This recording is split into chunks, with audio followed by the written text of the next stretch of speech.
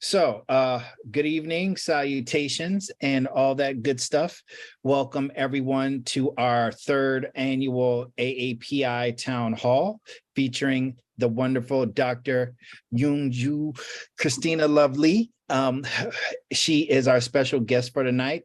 We started these annual town halls about 3 years ago, and we've made it imperative that we have them every single year and give space to our Asian brothers and sisters as they would for us as well. So tonight is you all are in for a treat. I've actually seen the presentation live already this morning. So Christina and I were together this morning doing this presentation at one of the Hunter Roses agency partners, Digo, where we have a couple of growth alumni working there right now. So we're super proud of that. But to kind of just describe my relationship with the good doctor, we go back probably about 10 years or so. She's just an amazing human being, and that's obviously why, you know, we're still family. But just give her your open mind and, you know, welcome her to the garden tonight as she shares her experiences with you and the art of what she does every day, helping individuals through the many skills and talents that she has. So ladies and gentlemen, and everyone else, however you identify, we welcome you to the garden, but none the least, let's welcome the good Dr. Christina Lovely. Hello, everyone. Good evening. Thank you for your virtual applause. I'm so honored and so proud and just so happy to be here with all of you this evening as I share my story and just kind of get an opportunity to share what I've been up to for the past, several years in my field, and also to kind of shine a light on Asian American Pacific Islanders during AAPI month. And I am going to kick this off. I know we're virtual right now, so we want to get the creative juices flowing and all of that. So I would like for all of you, if you can go on to the chat and let me know your last memorable meal.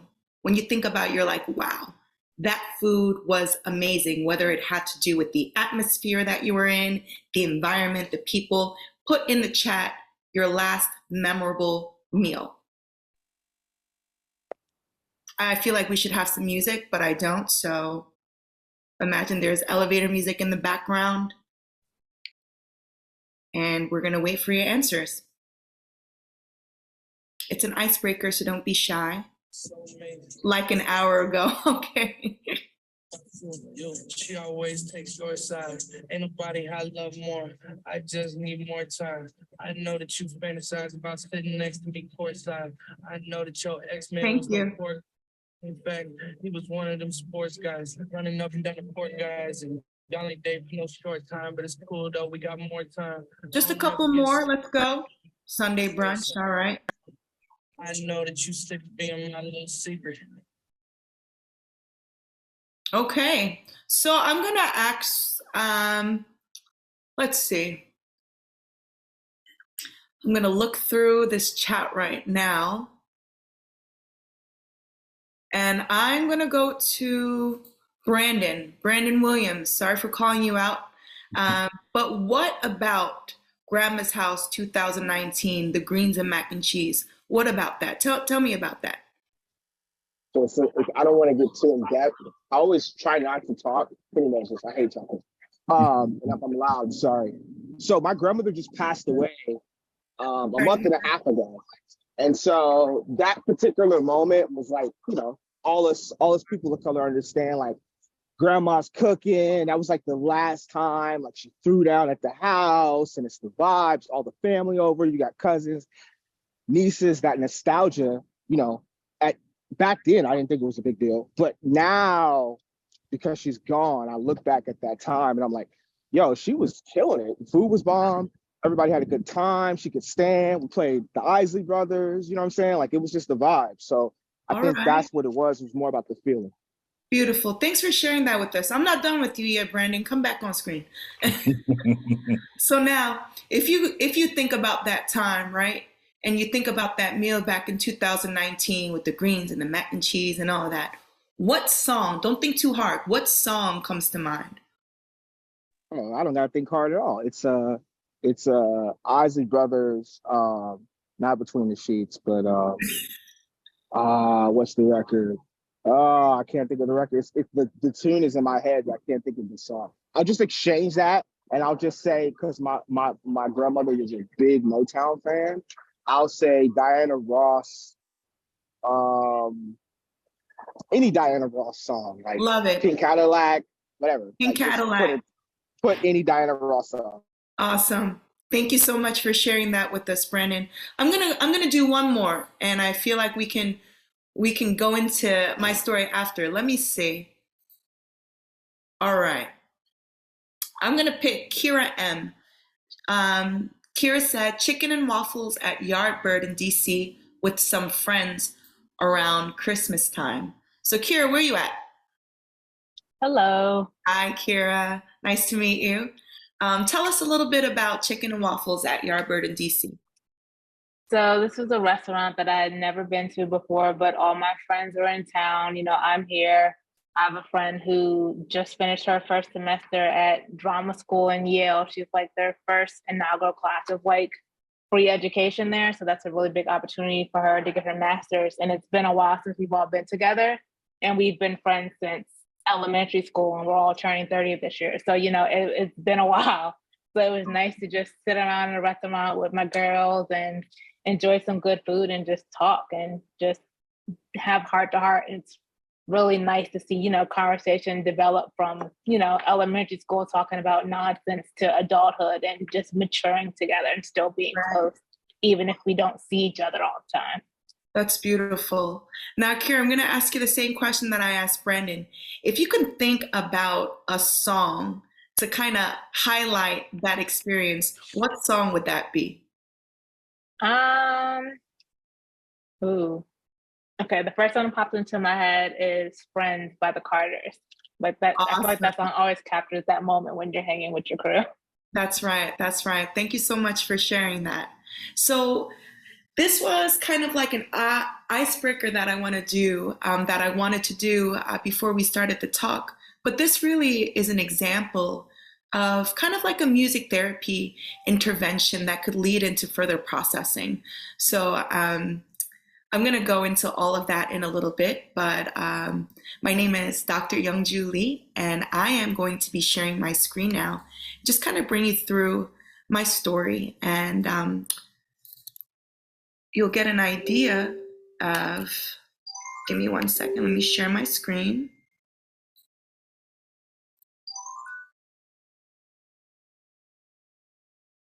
Do you guys see my screen? Great. And so I'm going to start this slideshow. Here we go.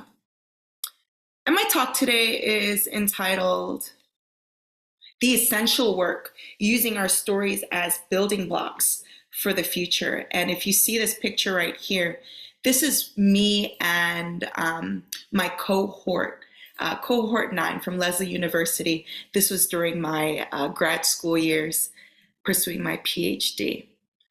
I am a South American second generation board certified music therapist. And my journey really started at the age of, I would say 4 or 5, when I started taking piano lessons under my mom's, I don't want to say demand, but she really wanted for me what she couldn't have growing up. So I took on the piano, and I'm sorry, I'm just going to go back to this.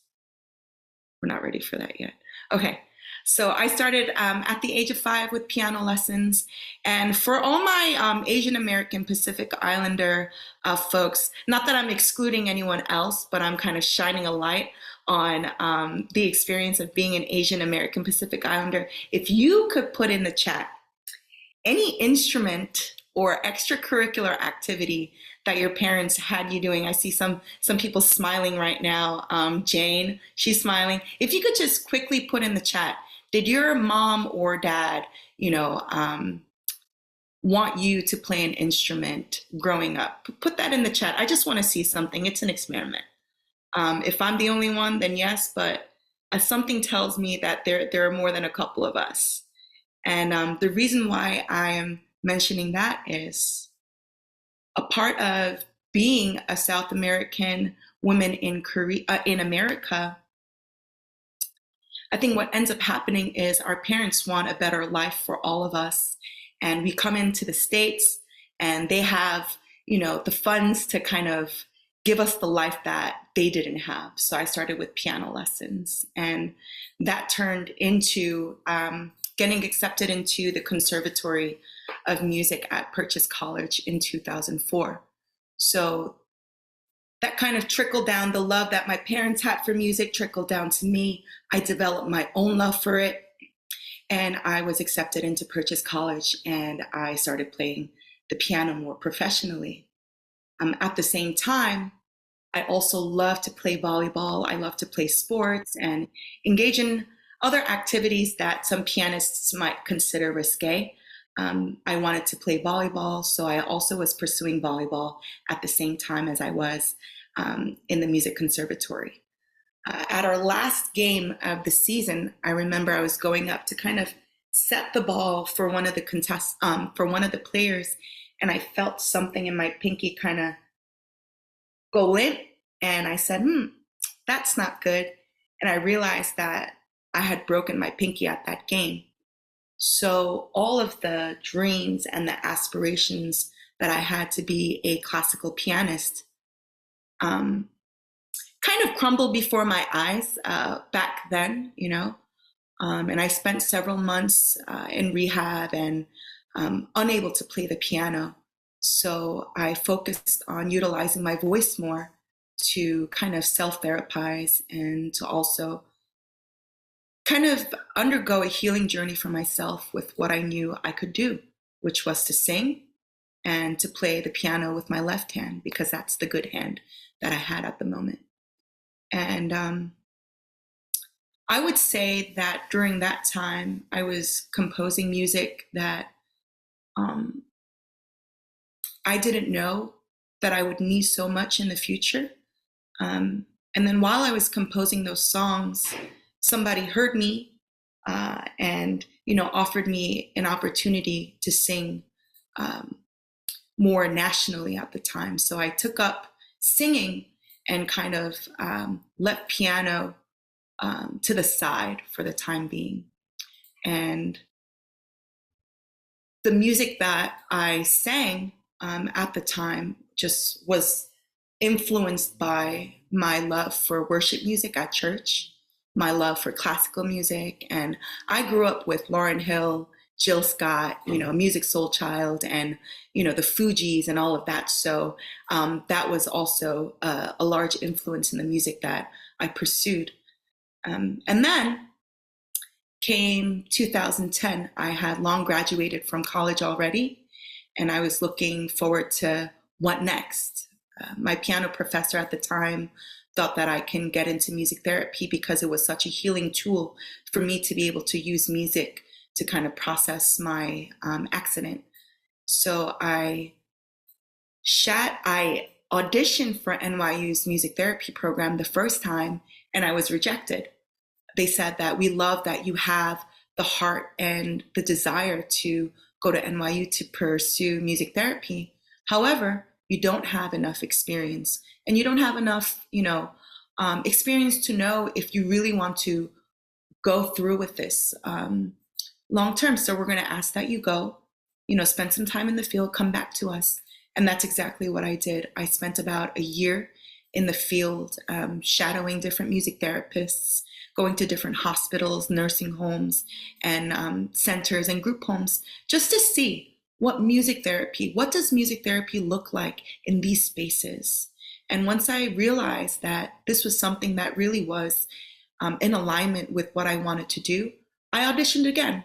I went to NYU the next year, and I said I would love to audition and let you know what I've been up to. And sure enough, I was accepted the second time around. So I was accepted into the music therapy program at NYU as a master's student, and began my journey towards becoming a music therapist. In my second year of my graduate school program, I received a phone call from some production people in Korea, and they asked if I would be interested in auditioning for an international TV program. And so I'm gonna go to the next slide and talk about what the superstar K-pop era looked like for for me. Before I continue, I don't see, hold on, give me 1 second. I'm trying to make sure that, here we go. All right. So I get this call during my second year of my master's program for this opportunity in Korea. And I definitely did not want to pass up, the opportunity to be on Korea's version of American Idol. So I said, where do I sign up? I came to the audition arena in Times Square. I auditioned, made it through the first round. They called me back for a second and a third. And on the third round, I met all of the singers that I grew up watching on TV and listening to on the radio. And so I completely forgot my entire lyrics to the song that I had been practicing for several weeks to perform in front of them. And so they said, we see that you're a pianist, you know how to sing, and we're going to give you a chance just off your potential. They saw my potential and the work that I put in to get there, albeit forgetting all the lyrics, but nevertheless, they gave me a golden ticket to go to Korea to audition with several hundreds of thousands of other contestants. I went to Korea, had my golden ticket, stayed with relatives for a little while.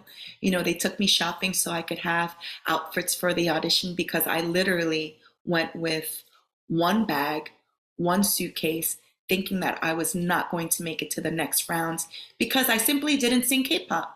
I had to learn all of the K-pop songs, all of the songs that I could possibly audition with, because like I said, I grew up listening to neo soul, R&B, gospel, and jazz.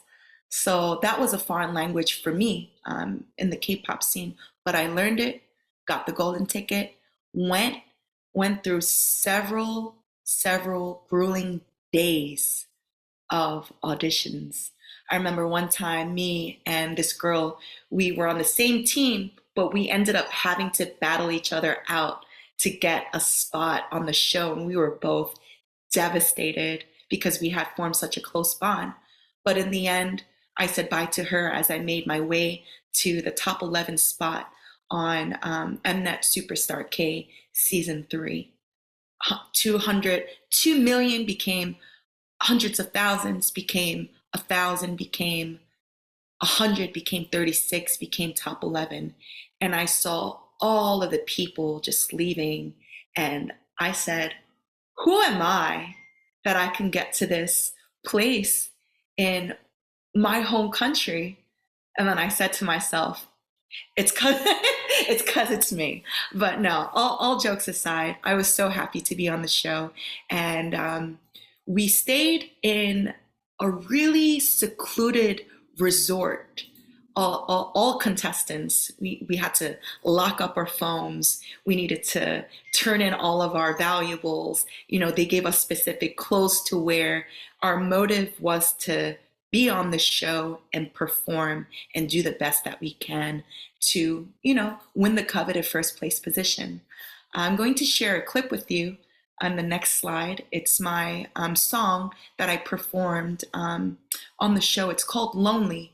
And at the time, I chose this song to sing because truly, as someone that grew up in New York my whole life, almost my whole life, and to go back to a country that was so foreign to me, even though I am Korean, I was just so lonely and just really navigating what a celebrity was supposed to look like in Korea.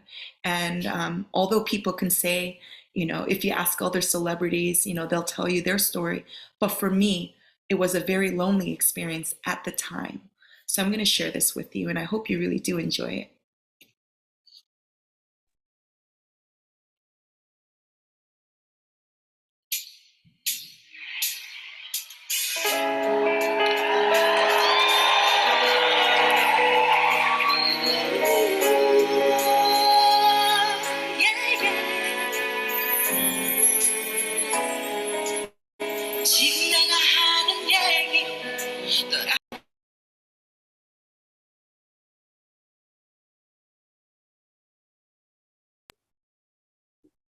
Christina, the audio just cut out. Oh, there we go.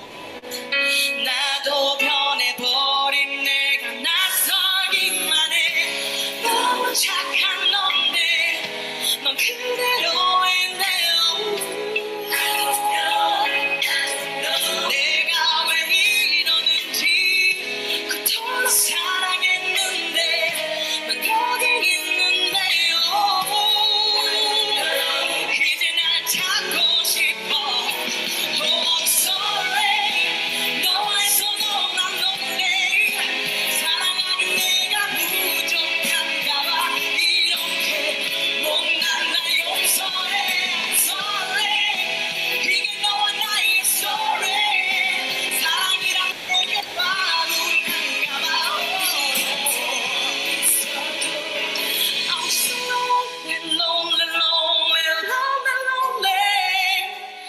I'm so lonely, lonely, lonely, lonely, lonely.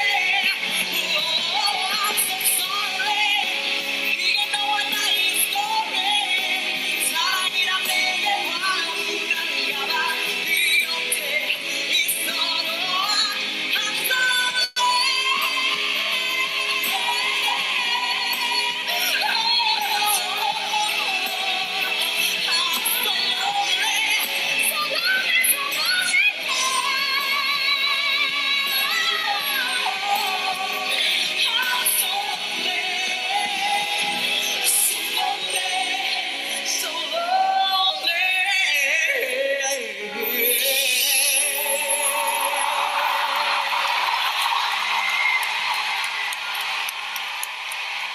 Music. Thank you for listening. That was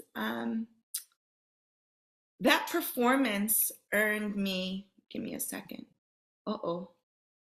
Are we okay? Give me a second.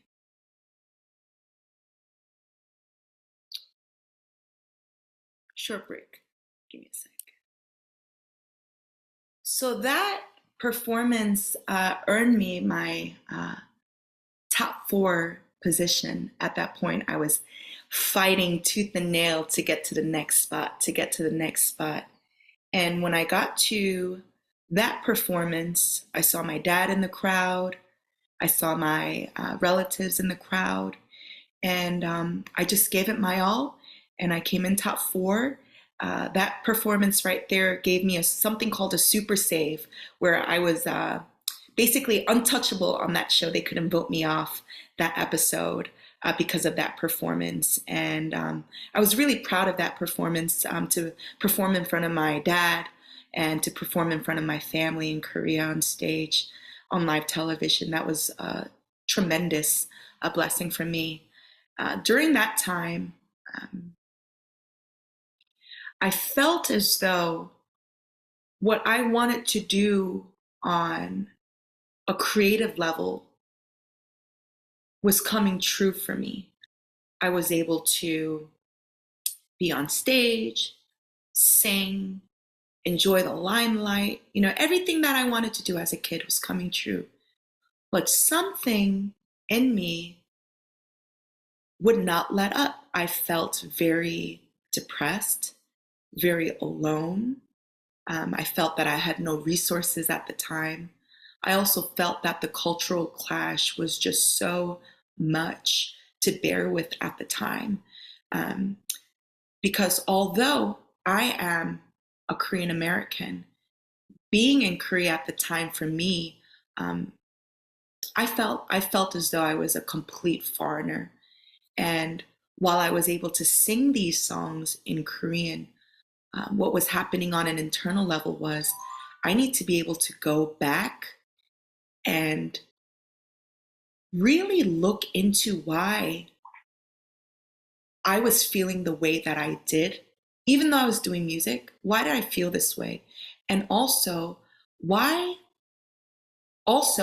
wasn't the only one that felt that way. My cohort at the time in Korea felt that way. There were several conversations that I've had with others where they kind of, swept mental health and, the idea of mental health. They kind of swept it under the rug, and we didn't really talk about that. And I said, I really want to be a part of an initiative that allows me to share my story, but also to navigate how we can provide resources and to provide care for people in the creative arts field.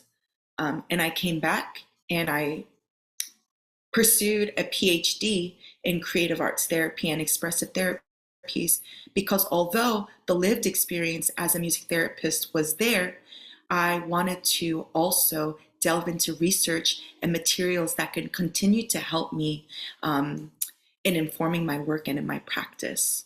So, with that being said, I've shared the K-pop story with you. I also want to share with you on this forum what is music therapy. You've heard me say several times I'm a board certified music therapist, but what is music therapy?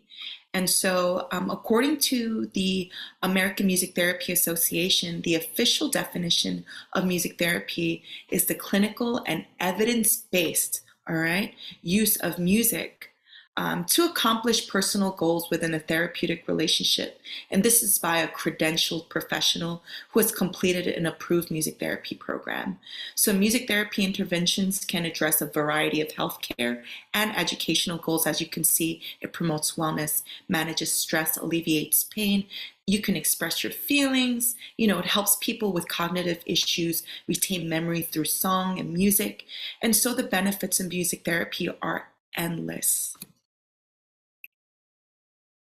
What I love to do in music therapy, and my specialty is in this area, I think because I'm also a performing artist, but songwriting in music therapy.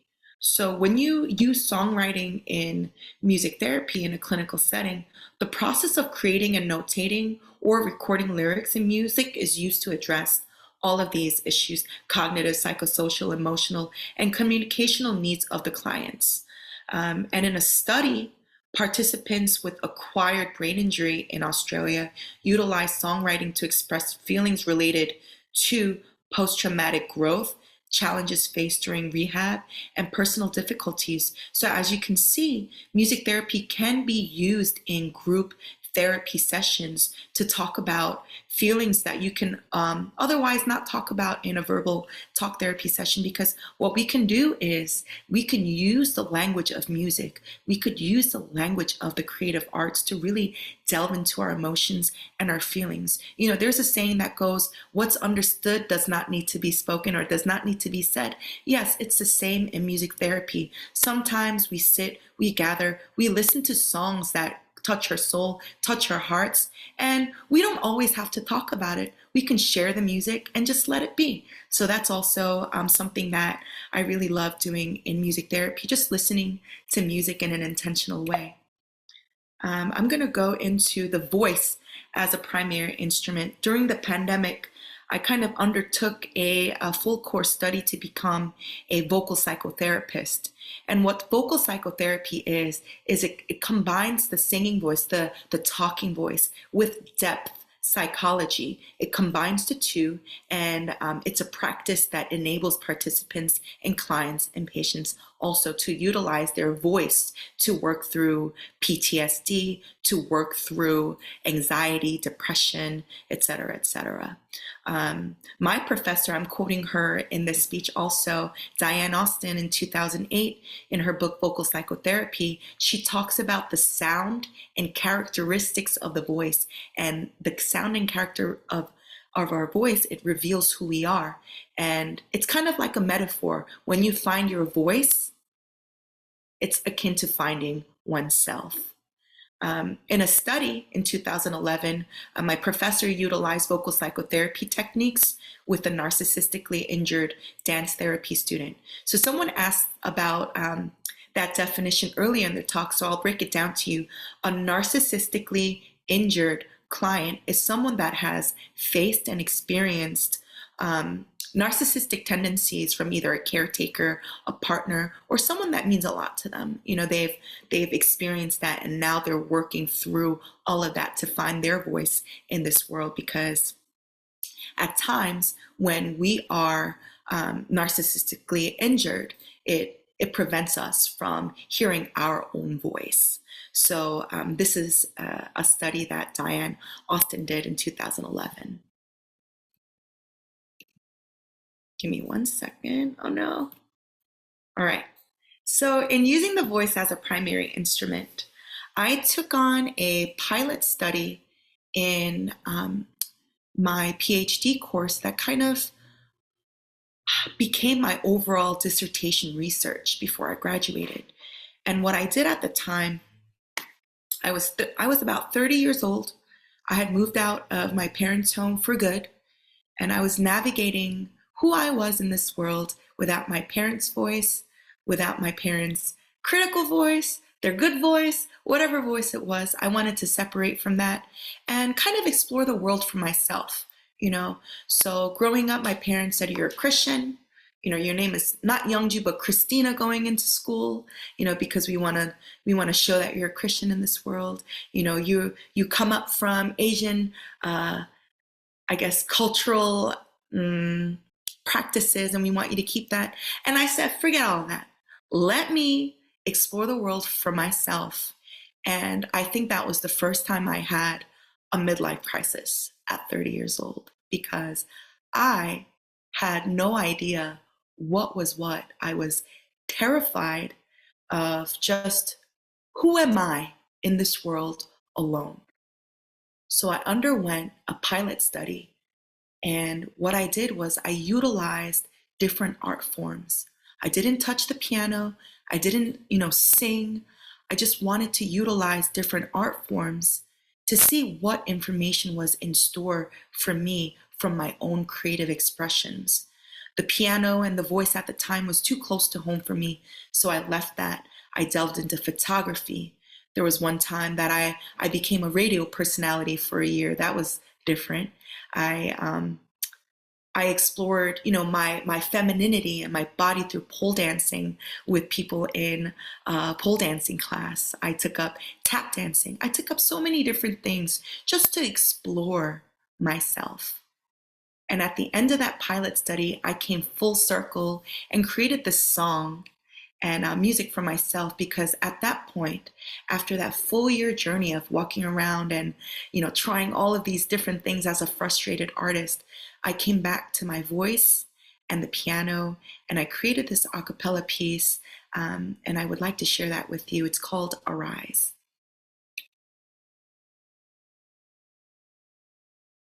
You are peace, you are light. Can you see the beauty that lives within?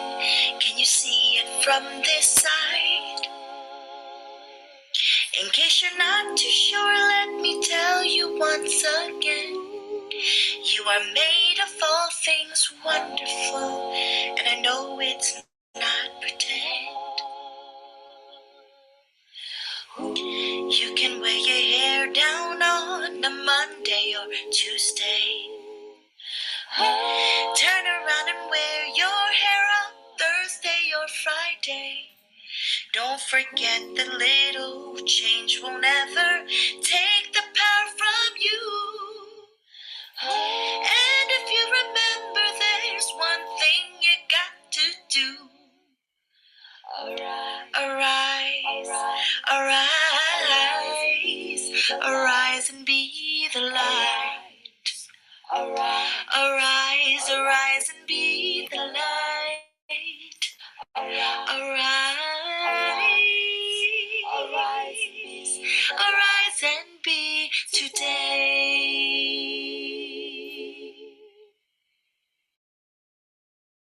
Thank you. That was a song that I created, thank you, to myself, for myself, with myself. As you can see, I have 4 different versions of myself on screen, and the top center is just me at my purest form, no makeup, hair down, straight, and I'm just looking into the camera and I'm singing. And the 3 parts below me, the bottom left is me going to the gym with my hair up. The middle is me just having a casual day with my friends. And on the bottom right is me, at work with my hair tied in a bun.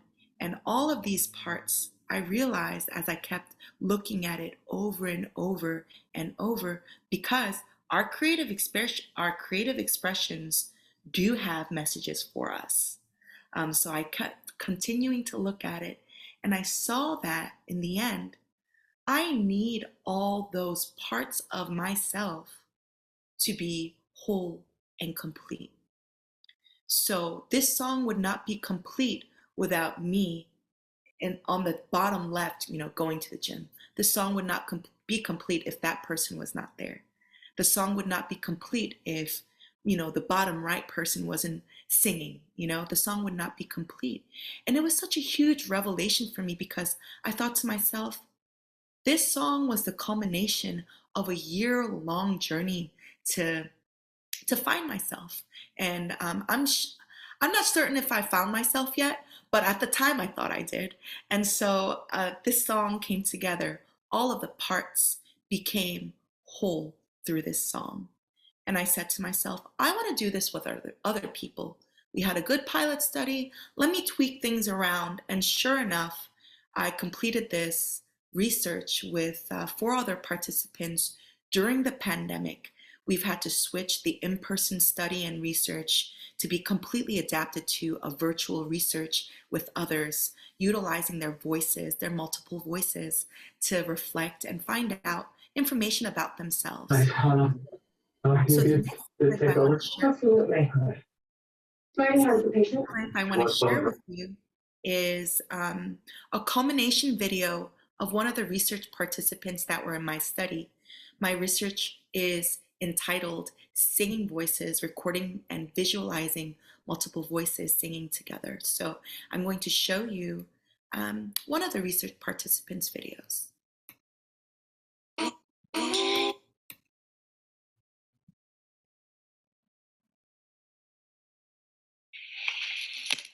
What does it mean to embrace and touch the darkness in my soul?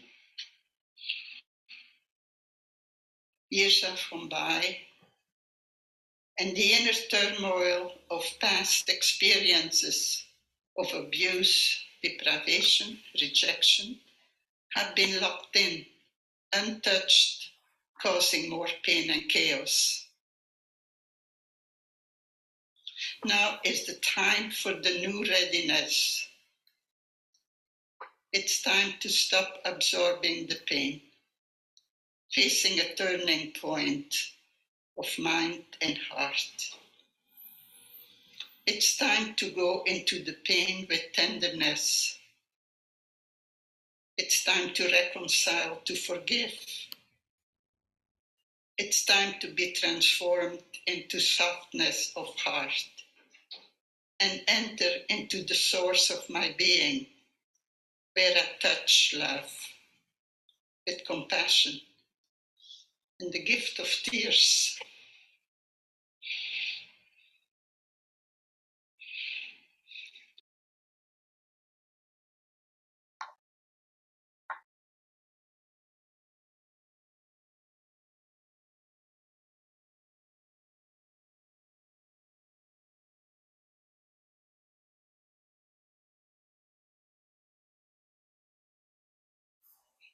There is healing that was to begin. Healing only comes from within. To believe in myself, I am loved. I am loved.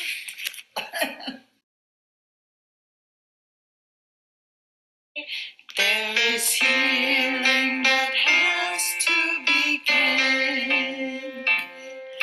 Healing that comes from within. Believe in myself.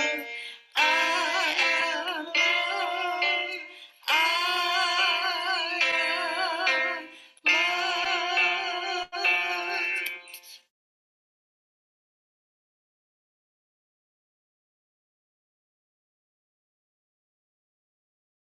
It can be complicated if you don't touch it. It remains there. Life is calling me to a new readiness, to embrace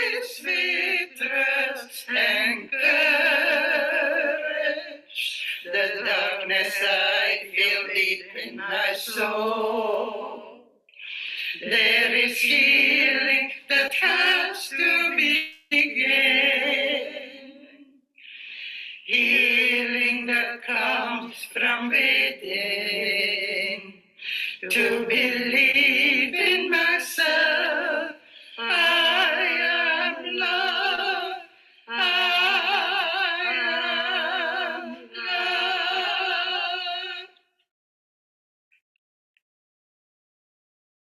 Thank you. So that was the culmination video for Enid. At the time, she was a mid to late 80s European woman who was a music aficionado. And what we started with was the painting that you saw on the screen. We started with the creative expression, just free flow art, focusing on repetitive movements. And then we moved into free writing based off of the painting that she did. And then the free writing turned into a poem, turned into lyrics for a song, and turned into this 4-part song that she created with an emphasis on different voice and characteristics for each part so that they can come together in witnessing the whole. So that was my dissertation. And we had so many rich revelations and findings for that study. I truly hope that some of you can, I'll put it in the chat or connect with you individually to give you that research. But I think it's such an important work to be able to use your own creative expressions to just be informed of and just reflect on who you are as an individual at that time. So this is something called voice visualization. I use research from the past, research from current, and also my own intuitive knowledge as a music and creative arts therapy in creating this technique called voice visualization in expressive therapies. So that is a work that I am continuing to do with creatives in the field, creatives, neurodivergence. You know, if you're an Asian American Pacific Islander who's looking for your place in the field, you know, I've been doing this work since I graduated, and yeah, I feel that this PhD journey really just kind of helped me to round out my experiences over the years, and has helped me really find my voice in the vocational field and how I can contribute to the field. It started out with me wanting to help others, but more than wanting to help others, now I want to be able to converse with people in languages that we're comfortable with. So if that's a drum for you, let's communicate using drums. If that's the piano and song for you, I want to be able to navigate your feelings through song and music. But that's really what a creative arts therapist does in the field of mental health and therapy, psychotherapy. We take what you are comfortable with. We take your expressions and we alchemize that. We alchemize that so you can be at your best self, you know, in the world. It takes time. You know, it's not an overnight thing, but as a creative arts therapist, my hope and my dream is to continue to work with people in sharing their own story and me being their guide, an anchor, and a facilitator in the process. So that rounds out just the speech that I had for this evening. And I want to turn to the audience now, turn to you, and see if you have any questions.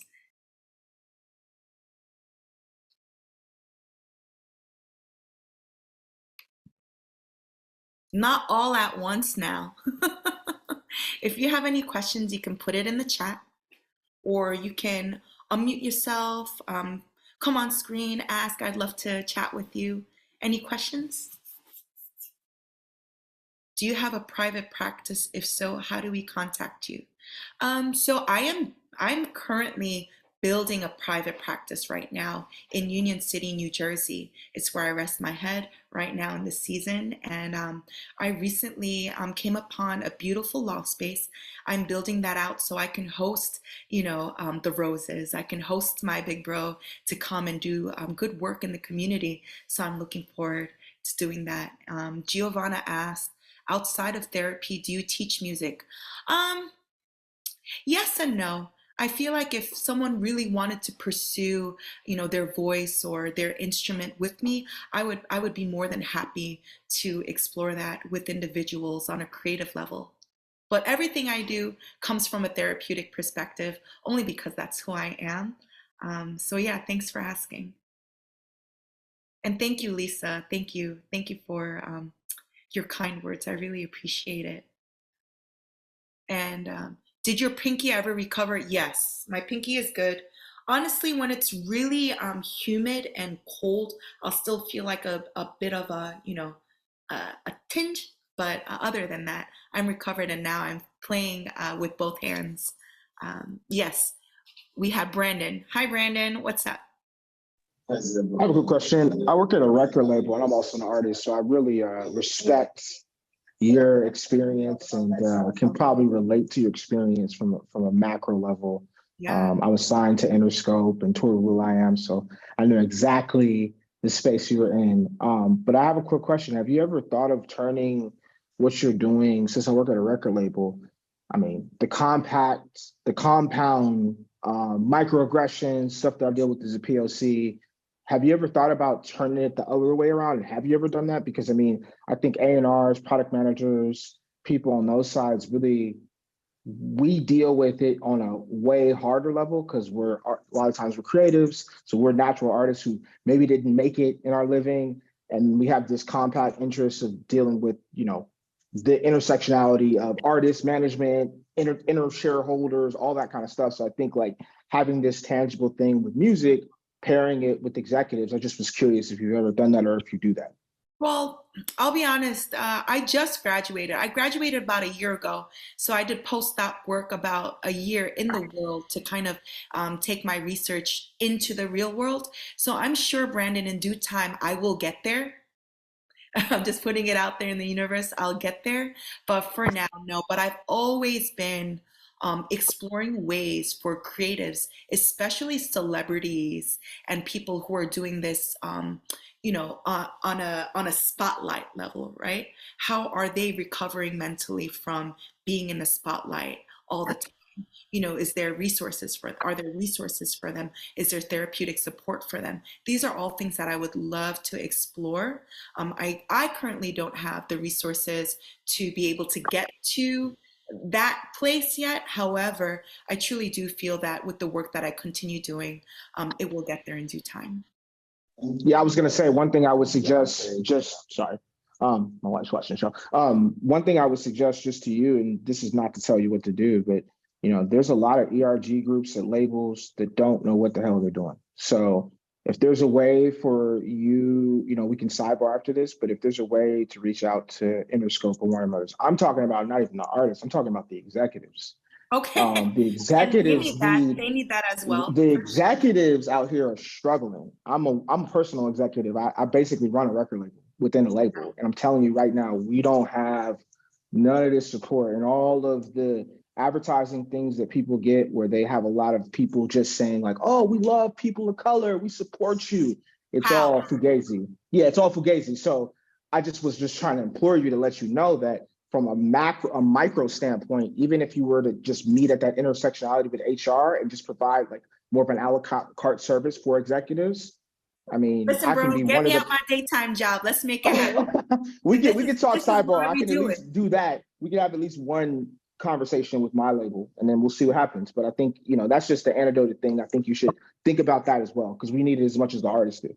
And this is a perfect example why we share our stories, right? Because right there with me, kind of having a short conversation with Brandon, we're talking about how can we support people on a larger scale, right? By doing just what we do. And I think that's a beautiful example, Rose, is when we really share our stories, not to rebut, not to debate, not to fight, but really to come together. How can we share our stories together for the greater good, right? Of humanity. Right. And that's really what it's about. We're not helping, we're not doing this, we're collaborating, we're co-creating so that we can make this happen for the culture that we're in right now. So thank you, Brandon, for that. And let's continue. Continue conversing. With that being said, I would love to stay connected with all of you, all of you. I'm a very person-centered person, so I would love to keep in contact with you, in contact with all of the roses to continue doing the work that we're doing in our field right now. You know, you show up as strong creatives in the marketing field, and I really, really implore you all to continue listening to others' stories, right? Not to have an argument back for that, but to also but to really understand why this person feels the way they do, what experiences have they faced before that gives them that train of thought right now, and just to continue conversing. You know, it doesn't have to, there doesn't need to be an answer at the end of the day, but let's keep the conversation flowing, you know? So I'm gonna leave you with that. Please follow me. I'll follow you right back. Let's keep this. Dr. Lee, you got one more question from Carlos. Thank you, Carlos. What's your question? Is you mentioned that your mother encouraged you to pick up the instrument. Did she also have the gift of song? So my mom is a published poet, and she took up painting during the pandemic, and her painting is now in galleries. So my mom is definitely a creative individual. The voice skipped a generation and came to me, but however, we do come from a creative family. And her mom and dad are the two cutest people you'll ever meet. Thanks, bro. I appreciate that. Thank you. So cute.